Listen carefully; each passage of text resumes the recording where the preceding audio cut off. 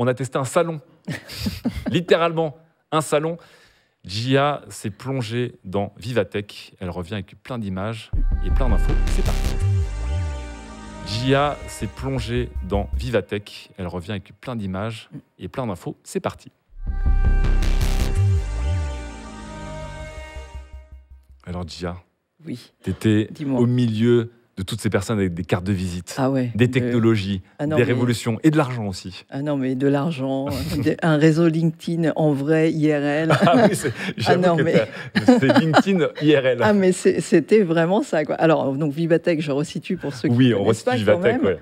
Alors Vivatech, c'est un salon qui se passe en France, porte de Versailles, palais des expos. Ouais. C'est donc un des plus gros événements tech, start-up d'Europe, donc ce qui n'est pas rien quand même. Et ça permet à beaucoup d'entreprises tech, quelles qu'elles soient, de venir exposer. Et l'avantage, c'est qu'on a une certaine exposition. Donc ça se passe, pour ceux qui connaissent le Paris Games Week, ça se passe exactement au même endroit, dans exactement les mêmes halls. Ah. Avec, donc en taille, c'est costaud aussi, hein. C'est costaud. Ouais. Donc il y a les 2 halls du Paris Games Week. Et en plus, il y a un hall pour NVIDIA, pour tout seul, pour la GTC. Pour nous, un stand, on appelle ça un hall. Non, mais eux, de toute façon, à chaque fois qu'ils ont un gros salon comme ça, ils organisent un truc à côté, ça s'appelle la GTC. Ouais. Et ça permet, en fait, à des professionnels qui veulent venir faire des workshops sur l'IA et découvrir les technologies NVIDIA. Donc, il suffit de s'inscrire. Parfois, c'est payant. D'accord. Et donc, il y a la grosse conf, il y a tout ce qui va avec pour NVIDIA. Donc, c'est super quand on veut vraiment mieux connaître les technologies. Et il y a aussi la salle, le Dôme de Paris. Donc, c'est là où c'est la salle de spectacle. C'est la salle de spectacle qui est à côté du hall 1 de Parc des Expos. Ouais. Voilà, très belle salle. Il y a des concerts qui se passent là-dedans. Donc, c'est quand même assez costaud. On nous a annoncé 3500 exposants. Donc, les exposants, c'est tous ceux qui étaient là. Et dans ces exposants, il y a 14 000 startups. Donc, il faut savoir que 14 000 startups. 14 000 startups. Je veux connaître le taux de startups qui ont passé de la barre des 2 ans. Là. Ah non, mais là, moi, je vous dis, je ne les ai pas toutes vues. Hein. Si j'ai vu 1% des startups qui étaient là, c'était le bout du monde. Alors, la particularité de Vivatech, c'est que comme c'est avant tout un événement pour start-up, pour présenter les technologies de petites entreprises qui sont là, hyper innovantes. Donc, on est d'accord que c'est pas comme le Computex ou le CES où c'est très orienté produits finis qui vont sortir dans le commerce. Là, c'est différent. C'est vraiment différent. Donc, du CES aussi, du MWC, c'est vraiment fait pour connecter les start-up avec des entreprises qui seraient intéressées par leur technologie. Donc, ça, c'est vraiment le truc de Vivatech. Et dans ces exposants, donc c'est avec cette particularité, dans ces exposants, c'est pour ça qu'on a des grandes entreprises comme, je ne sais pas, il y avait LVMH, Bouygues, Engie, Total Energy, etc. Et toutes les régions étaient présentes aussi. Régions aussi. Il y avait La Poste, donc il y avait pas mal d'entités qui ne sont pas forcément perçues comme des entreprises à la pointe de la technologie innovante, start-up, machin. Mais qui ont en fait des programmes d'accélération. Donc, c'est des accélérateurs qui viennent présenter leur start-up. Et généralement, c'est des entreprises, ça peut être des trucs intéressants en rapport avec le business des grands groupes qui sont là. On reste dans la tech numérique. Hein. Ouais, la tech numérique, il y a beaucoup de software, mais cette année, j'ai quand même trouvé qu'il y avait pas mal de hardware. Ça vanne beaucoup dans le chat. Je vois Sean Paulsart qui dit que ça permet à des boîtes qui n'innovent pas d'essayer de montrer qu'ils innovent comme LVMH. Et je vois Betor qui dit est-ce que la Poste a ouvert son stand un jour plus tard, du coup, en retard. Vous êtes taquin, aujourd'hui. Les trucs montrés par la Poste, c'était pas mal du tout, je trouve. Ouais. Non, mais c'est bien. C'est sur la vie quotidienne, on reçoit des colis, donc il y a des technos pour ça. Donc c'est très bien pour ça. Il y a 14 000 startups, il y a quand même des trucs intéressants. Non, il y avait quand même des trucs intéressants, quand même. Et justement, là, on va voir quelques petites présentations. Donc, 14 000 startups, j'ai pas pu toutes les voir. Quoi ? Et j'ai sélectionné quelques trucs. Donc, cette fois-ci, je me suis baladée dans le salon. J'avais pas des rendez-vous particuliers. Et puis, j'ai regardé un peu ce qui se passait. Et alors, on va commencer par des robots. Ah, on veut des robots. C'est le truc le plus spectaculaire. Donc, on va aller à 4,45 en régie. Ah oui, des robots de chez Innovate et Unitree. Exactement. Donc, il y avait les robots qui faisaient le spectacle. Donc, Unitree, c'est eux qui font ces robots-là. que vous avez sûrement dû voir dans beaucoup d'endroits. Gros coup de pression directe quand même. Il arrive, il dit salut, t'es qui? Donc là, comme vous pouvez le voir, ce sont quand même des robots hyper élaborés au niveau articulation. Celui-ci, il a des roues et il est à 4 pattes. C'est mon préféré. C'est ma fixette sur mon stream, c'est que je dis que l'avenir des robots, c'est ça. Ça peut se mettre debout, ça peut bloquer les roues, pour en faire des papates, en fait, ça peut rouler très vite. Et c'est vraiment impressionnant quand tu les vois à côté. Et quand vous êtes à côté, vous pouvez entendre le bruit des mécanismes. Ça fait bzz, bzz, bzz, bzz. Et je ne pensais pas que les parties mobiles, notamment au niveau des cuisses, c'était aussi élaboré. C'est-à-dire qu'ils peuvent vraiment aller partout. Et ils s'amusaient en fait à les faire sauter parfois, ou à les faire tenir sur deux pattes, les deux pattes arrière ou deux pattes avant. Le petit là, il peut tenir sur ses deux pattes avant. Et donc les progrès au niveau de l'équilibre pour les quadrupèdes comme ça, c'est étonnant. Oui, ce qui est fou, c'est que c'est même le même système que les overboards qui cartonnaient il y a quelques années avec ce système de gyroscope. Effectivement, les voir se mettre sur deux pattes devant, et du coup, les deux pattes arrière peuvent littéralement servir pour porter des objets comme un bipède. Avec une stabilité impressionnante, c'est assez fou. Et là, ce qu'on a pu voir, donc là, ce sont des robots qui sont télécommandés. Donc on voit en fait quand ils sont en train de se balader, en fait c'est pas l'IA qui les gère, c'est des personnes qui sont là. Les avec, opérateurs. C'est un peu comme des voitures radio-guidées, on va dire, sauf que là c'est pas des voitures, c'est des petits chiens. Et il y avait ceux-là, il y avait aussi 2 robots humanoïdes. Alors, on va arrêter là pour l'instant. Donc il y avait 2 robots humanoïdes que j'ai pas pu avoir en vidéo, mais aussi impressionnants au niveau de l'équilibre. En fait, à chaque fois que nous on est passé, ils étaient en charge. Apparemment, ils ont pas la même autonomie que les quadrupèdes. Ou en surchauffe. Tenir debout, apparemment c'est autrement plus compliqué. Voilà. Et donc on a quand même une idée du prix des bipèdes. Alors, les prix des chiens, je ne l'ai pas. Le prix des bipèdes, c'est quand même 150 000 € dans ces eaux-là. Donc, franchement, c'est 20 claviers en titane que j'ai montré dans les news. Ça va. Mais c'est accessible au grand public. Donc, si vous avez envie d'en avoir un chez vous, c'est possible. Mais d'après ce qu'on a pu comprendre des interviews de Innovate, qui est donc la société qui s'occupe du software de ces robots, c'est que c'est une galère à installer, qu'il faut que ce soit eux qui le font pour vous. Vous ne pouvez pas le faire vous-même. Donc, il faut quand même avoir une utilisation assez ciblée, je pense, pour vraiment en profiter. Donc pour l'instant, ce qu'on peut voir, c'est que c'est de plus en plus démocratisé. On peut l'avoir chez soi et ça. Mais pour faire, en fait, je me demande pour faire quoi encore, tu vois. J'ai l'impression que est-ce que ça peut, c'est pas encore capable de faire des, parce que là dans le chat, c'est en mode, il faut que ça arrose mes plantes vertes ou que ça nettoie, sinon je laisse pas rentrer chez moi, quoi. Ça peut pas encore faire des tâches utiles pour l'instant, ou très lentement. Non, pour l'instant, les robots qui sont sur des pattes sont, à mon sens, encore trop instables. D'accord. C'est-à-dire que là, on les voit en salon, c'est super, ça marche, mais effectivement, pour réaliser des tâches chez des gens, je trouve que c'est encore peut-être un petit peu trop avancé. Par contre, dans l'industrie, dans les usines, ça peut servir pour emmener des choses. D'accord. Et j'ai pu visiter des usines où il n'y avait pas ces robots-là, mais par exemple, il y avait des chariots qui étaient commandés par IA avec des points par terre, au sol, pour pouvoir emmener des choses. Et comme il y a pas mal de logistique dans l'usine, donc ces robots-là peuvent aider pour aller dans des endroits qui ne sont pas plats ou qui sont peut-être un petit peu plus étriqués. Donc ça peut servir dans ce sens-là. Après, il y a aussi des missions de secours, aller en terrain accidenté. Ça, on voit ça dans des vidéos hyper romantiques où on romantise. Hyper romantique. C'est pas un K-drama non plus. Voilà. Non, mais tu sais pas un K-drama entre 2 robots. C'est vrai. Voilà. Donc après, on a aussi des robots qui sont justement un petit peu plus utiles. Moi, les robots chiens à 4 pattes, j'y crois très fort pour le futur, pour livrer des trucs. Voilà. Il fait très Jack and Daxter un peu. Il fait un peu ça. En fait, la particularité de ce robot, c'est qu'il a un visage qui n'est pas un écran plat. Il a un espèce de plastique translucide et il y a une projection à l'intérieur de la tête du robot pour avoir ses yeux qui sont animés. Donc tout le visage est animé. Et vous voyez que l'articulation du cou est quand même super élaborée en fait, pour ce genre de robot.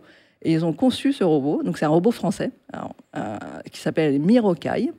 Et ce robot, il a été fait pour être un assistant compagnon, notamment pour les enfants, par exemple, pour les rassurer quand ils vont se faire opérer, ou dans les EHPAD, ou alors comme serveur. Et pour l'instant, au niveau de la motricité, vous voyez que les mains, il y a pas mal d'articulations, et il peut saisir des plateaux comme ça, avec les poignets ici. Donc, il ne peut saisir que ça, de façon précise. Donc, il est capable de les détecter avec ses caméras. Mais par contre, on ne peut pas lui dire prends le plateau directement. Ouais. Au niveau de la motricité fine, je dirais que pour l'instant, pour les robots grand public, c'est pas encore tout à fait au point. C'est pour ça qu'ils ont besoin de poignées comme ça pour que les robots puissent transporter des choses. C'est pas comme les bras de robots qu'on voit dans les usines, par exemple, qui sont super précis. Tu les vois, sous des processeurs. Mais parce qu'ils sont dans des environnements très précis, alors que là, c'est un environnement humain. Exactement. Il y a beaucoup trop de choses imprévisibles. Ah bah ouais. Et là, vous voyez, il roule sur une espèce de boule. C'est le retour des souris à boules, Gia. Ouais. Attends, c'est une énorme souris à boules à 150 000 balles. Il va falloir décrasser le truc. Alors, les vieux se rappellent le cure-dent. Le décrassage de souris à boules, les jeunes ne comprennent pas, mais c'est... Voilà, donc ça permet... donc ça vous donne une idée de ce que ça peut être. Donc, pour ce salon, une des grandes tendances, c'est que l'IA, qui était un petit peu l'IA... Attends, il y avait une tendance IA Non, laisse-moi terminer.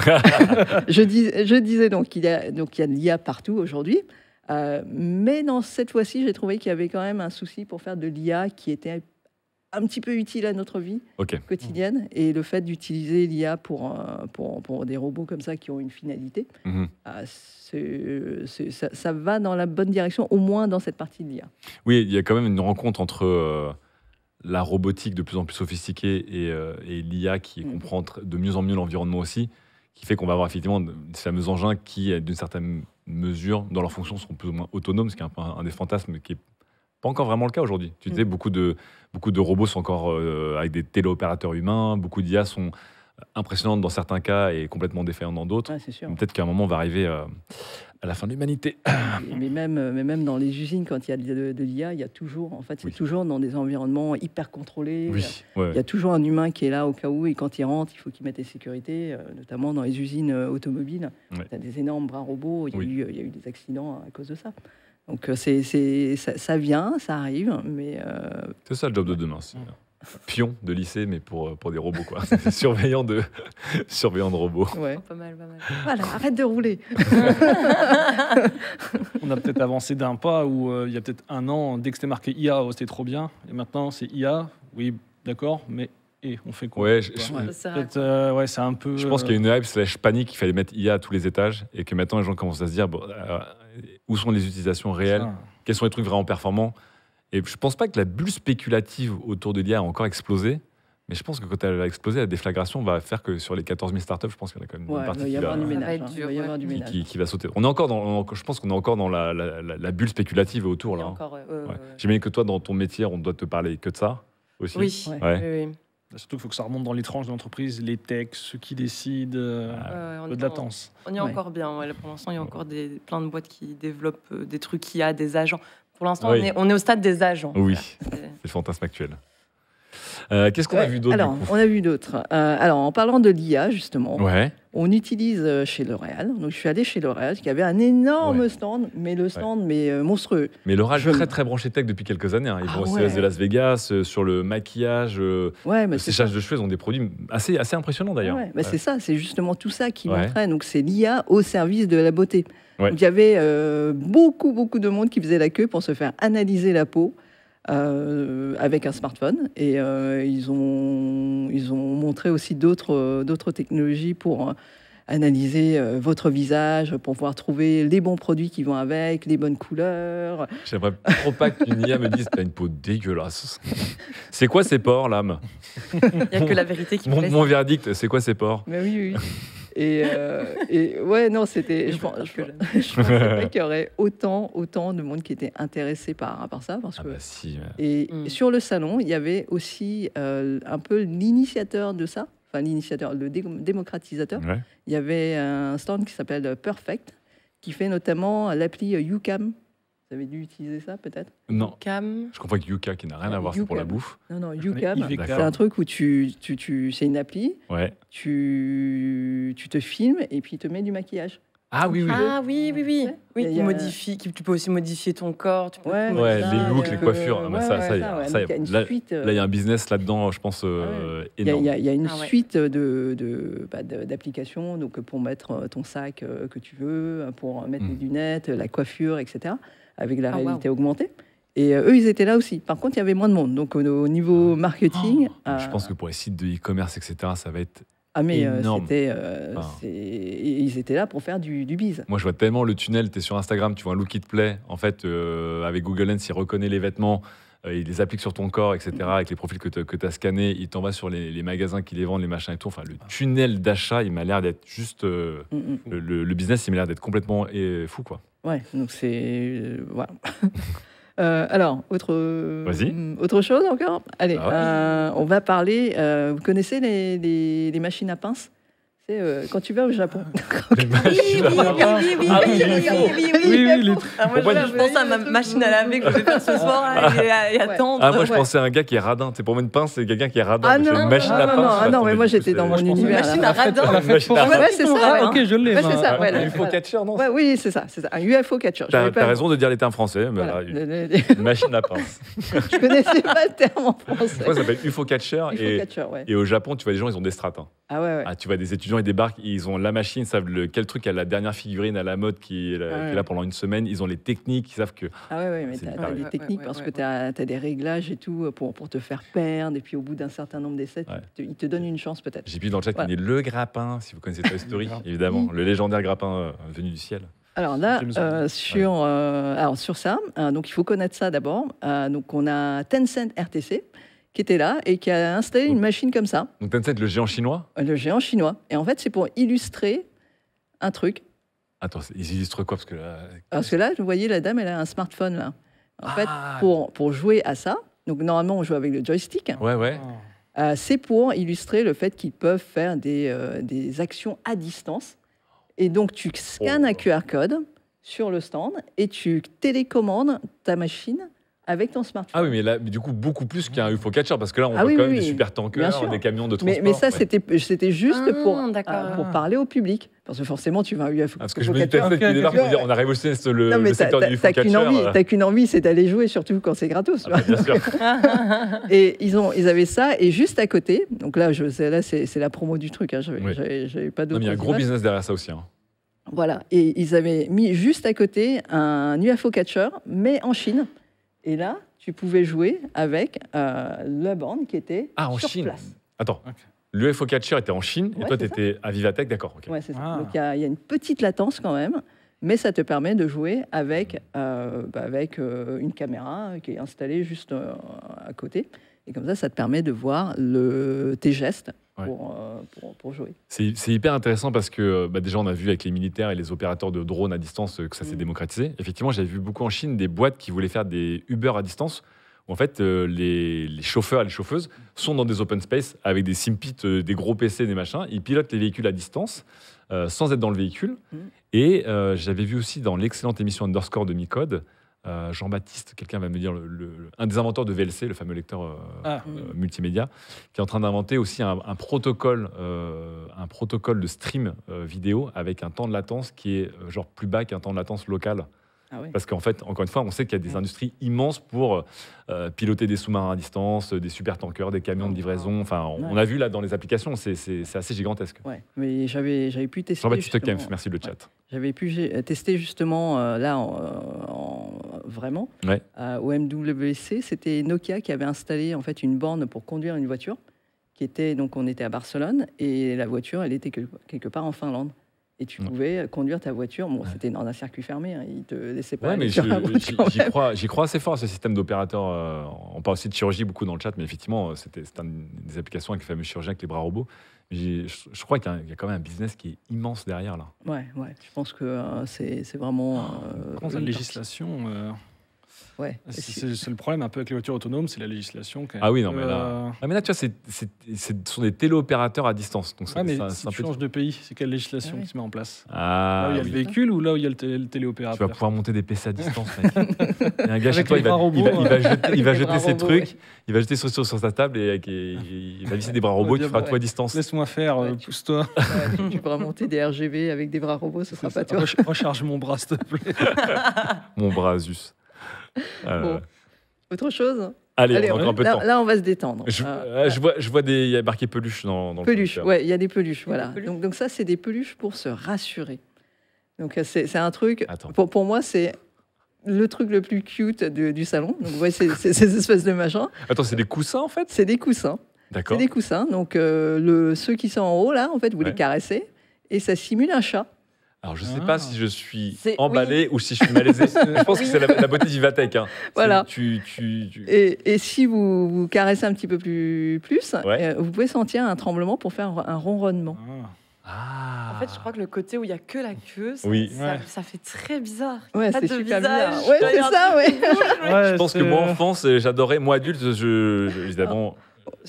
évidemment, dans le chat, zéro blague grivoise dans le chat, bien sûr. Celui-ci, c'est un coussin que vous pouvez, qui est là pour simuler quelqu'un quand vous êtes anxieux. Donc, il y a une respiration très très lente qui se fait, et si vous êtes seul et que vous avez une petite panique, vous pouvez avoir ça. Alors ça, ça passe très très une bonne thérapie, vous découvrez que tout vient de votre père. Voilà, c'est... Oh waouh, ça balance des mots directement. 90% des thérapies et votre père. Oh, une loutre. Ok, j'arrête tout de dire. Une loutre. Alors, celui-ci, c'est une peluche qui peut vous mordiller le doigt. C'est pour...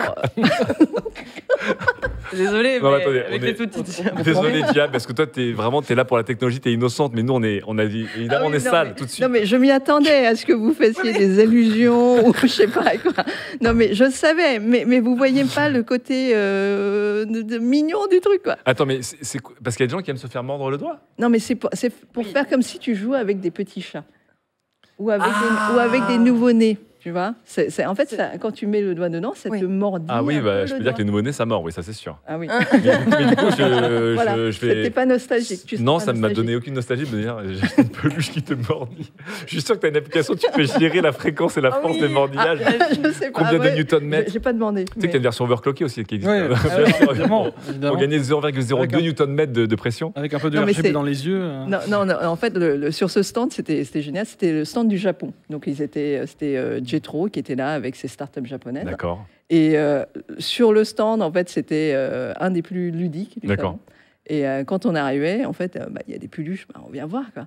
Ouais. Et on commence à poser des questions. Qu'est-ce que c'est? Et la réaction à chaque fois, c'est des éclats de rire. C'est vrai. C'est là, on se filme. C'était du coup, c'est super ambiance. Oui, c'est assez rigolo.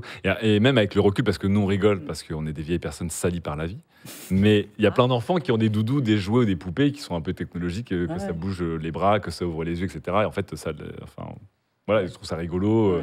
Humain. Et on a vu effectivement, il y a beaucoup d'objets dits thérapeutiques en fait, qui permettent d'avoir des équivalents un peu de doudou, de coussins émotionnels et autres. Pourquoi pas se connecter avec des fonctions en plus? C'est pas beaucoup moins pire que les anciennes poupées où il fallait changer les couches. Là, je repense aux vidéos du JDG, les anciens jeux cringe. Mais les poupées, tu sais, quand tu les allonges et qu'elles ouvrent les yeux là, tu sais, avec la gravité là, c'est stuff, truc de cauchemar pour moi là. Bébé qui pleure. En fait, tu sais, ces trucs qui viennent t'égorger la nuit comme dans les poupées un peu maudites là. En fait, moi, je crois que ce qui me faisait le plus rire, c'est le fait de voir la vidéo de la pub. Oui. T'as la dame qui met le doigt et avec un énorme sourire, il se passe rien, tu vois. Là, mais, en fait, moi, je suis sûre que ça peut être thérapeutique, ça peut être très chouette. C'est juste la vidéo en elle-même, quand tu regardes, t'es là, mais il se passe rien.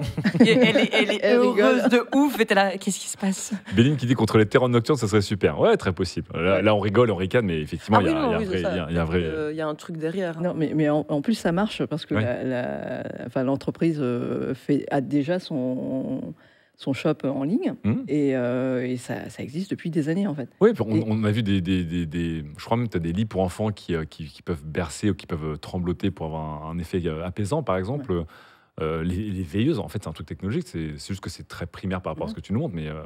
Mais là, ce qu'il faut savoir aussi, c'est qu'à Vivatech, donc Salon d'Europe, quand il y a les entreprises d'Asie qui viennent, Parfois, ça existe depuis très très longtemps là-bas, quoi. Et c'est une première en Europe parce qu'on ne connaissait pas. On se moque, mais en fait, on n'est juste pas prêt. Ouais, c'est ça. On est juste hyper déjà en actif, retard. sur le marché asiatique, et Ouais. ils viennent en Europe pour montrer. Mais D'ailleurs, je me demande si L'Oréal, c'est aussi le cas, parce qu'on sait par exemple qu'en Corée du Sud, l'aspect esthétique est très Ah, la important. beauté. Est-ce que c'était déjà mis en place par L'Oréal là-bas, ils sont arrivés en Europe, ou c'est vraiment nouveau grâce à l'IA? je sais pas parce que je suis pas allée en Corée du Sud pour le voir, mais je pense qu'au niveau application, ouais, ils ont dû s'y mettre assez La sérieusement. chirurgie en Corée du Sud, c'est un délire. Hein. C'est comme aller chez le dentiste.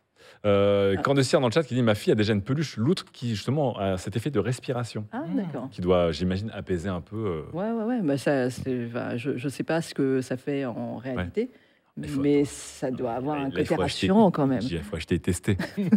Il faut acheter et tester. Je t'annonce que c'est déjà ton top 2 de vues YouTube. Ah oui, d'accord, ok. Bah, je vais faire une vidéo de 20 minutes dessus. Tu vas juste sourire avec le feu. Voilà. Non, mais je pense que juste l'ASMR sur le coussin qui ronronne, je pense que tu peux faire une vidéo 10 heures Ah non, ASMR. non, tu mais vois, genre, le coussin, en fait, je ne savais pas. J'ai posé la question à la personne qui était là. Qui se trouve, j'ai appris après que c'était le fondateur de l'entreprise. D'accord. C'est un gars avec ses grosses lunettes, tout le temps en train de sourire. Je lui demande, mais qu'est-ce que ça et tout. Et c'est au début, je ne voyais pas trop l'intérêt. En fait, après l'avoir Pris dans les bras. Ah ouais, d'accord. Ah, faut que je ok. teste. Non, mais du coup, je suis curieux. Il y a quand même quelque chose. Ouais, Donc de- c'est de la tech un peu low tech, on va dire, Ouais. mais ça a c'est un peu feel good, quoi. Et puis, tu as raison, Dave Girl, je trouve que cette idée de faire quelque chose qui ressemble à un chat parce qu'il y a la queue d'un chat, mais il n'y a pas de visage non plus. Donc, c'est vraiment une sorte de coussin un peu vivant. Ça, Je trouve- c'était trop bizarre. En fait, je me dis, est-ce que c'est une bonne idée pour le truc plus universel? Est-ce que c'est malaisant, tu vois? Mais c'est marrant, il y a un vrai choix du coup de faire un objet, une sorte d'objet vivant plutôt qu'une reproduction d'animal. Ouais. Je trouve ça marrant de se dire que, bah, comme tu dis, ça existe depuis des années, c'est-à-dire qu'ils se sont rendus compte que c'est ce design qui marche le mieux peut-être. Mhm. Et qui Après, est- ouais. c'est vrai qu'au Japon, pour avoir vécu 3 mois et demi au Japon, Ah, t'as ils ont 3 mois. déjà l'habitude de certains designs de ce genre, tu vois. Ouais. Nous, non. Ouais. Donc, il y a peut-être aussi ce Ah oui. côté où ça peut être un peu plus étrange pour nous aussi. Et pour eux, c'est déjà plus bizarre parce qu'ils ont déjà plus l'habitude de voir des choses pareilles. Parce Ouais. qu'ils ont l'esprit moins mal placé, peut-être. Mais Ouais, en fait, moi, ils ont une c'était culture même de pas la solitude qui est déplacé. costaud aussi, tu vois. hein. En fait, c'était même pas l'esprit déplacé. C'est juste, j'étais là. Et il manque une partie à ces coussins. Tu vois, c'était plus dans ce sens-là. Moi, j'étais Ouais. perturbée parce qu'il manque des yeux. Il manque Ouais. quelque chose, tu vois. C'est la version pro qui arrivera. Ça, c'est le chat qui est complètement. Le Japon, c'est un pays très innocent, Voilà. bien sûr. Et oui, bien sûr.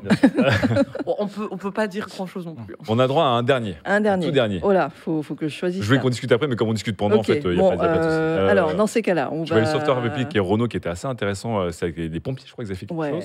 Ouais. Je vois eye staging, des écrans. Alors, Qu'est-ce que tu choisis? des écrans. Alors, on va faire. Les écrans Loni ou la voiture de pompier? Les écrans éclats, allez. Les écrans éclats, Attends, d'accord. avant de passer, Ouais. donc les écrans 3D. Ouais. Tout le monde connaît, les écrans 3D sans lunettes, vous Oui. connaissez. Donc généralement, c'est la même image, quelle que soit votre position, généralement. Oui.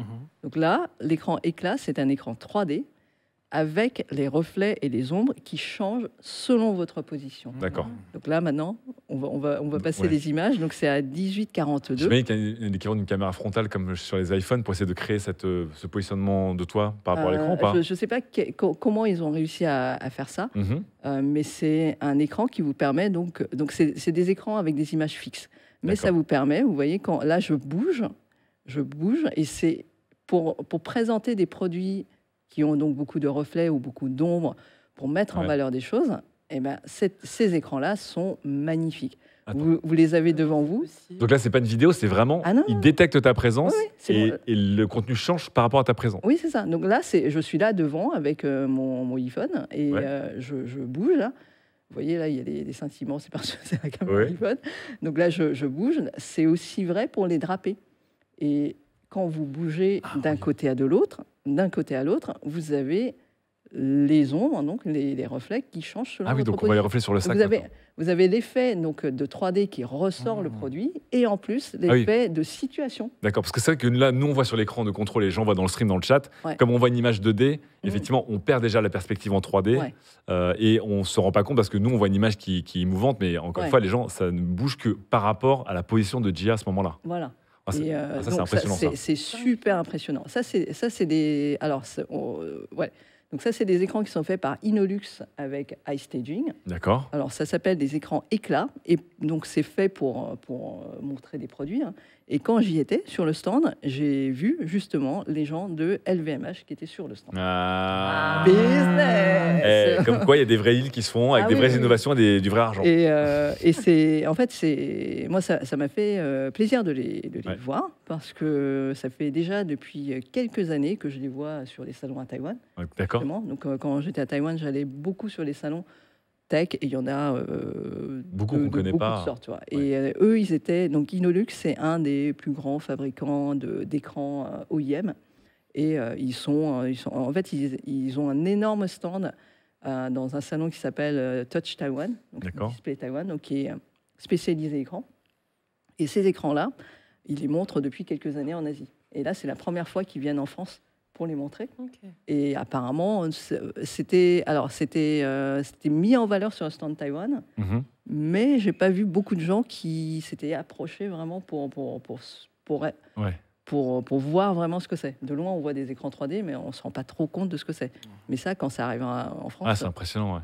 On sait que les constructeurs de téléphones avaient tenté avec des effets de parallaxe, et le gyroscope, de voir que effectivement ton fond d'écran, la couche d'information, elle bouge par rapport à la couche de fond d'écran, mais encore une fois, on voit que c'est 2 couches de... Voilà, j'ai vu que Google tente aussi de rendre des photos 2D un peu en 3D, avec un léger mouvement, mais qui n'est pas en temps réel du coup. Mais là, le fait d'avoir un écran 3D qui réagit en temps réel à toi, avec les ombres et tout, et pas juste un parallaxe de différents écrans, mais de le contenu qui change, j'avoue, c'est assez impressionnant. C'est pas genre ombre hyper contrastée non plus. Oui, bien sûr, mais ça reste léger, c'est assez subtil. Après, faut voir comment est-ce qu'il faut recycler ta photo pour que ça rentre bien dessus. Donc, je pense que derrière, il y a aussi tout un travail sur le travail de processus de l'image pour réussir à capter tout ça, quoi. Ouais. Ça, c'est fou. Eh ben, écoute, merci beaucoup, Gia.